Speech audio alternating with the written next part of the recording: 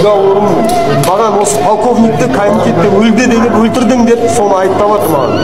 Мен ол жақта болмаған, бүкіл видеолардың бәрі олардың дәлелдеме кесілген, ішінен кесіліп алып тастаған, нагло болып отыр. Беспредел үшін. Мына жерде бар только құқық қызметкерлері ғана шешеді.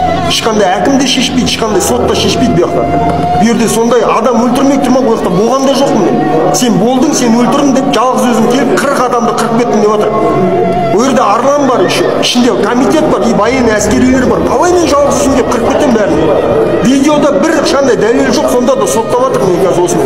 А соттап жатқан 380 прим. 1 статьясы. Ол 15 жылдан до пожизненного мысалы.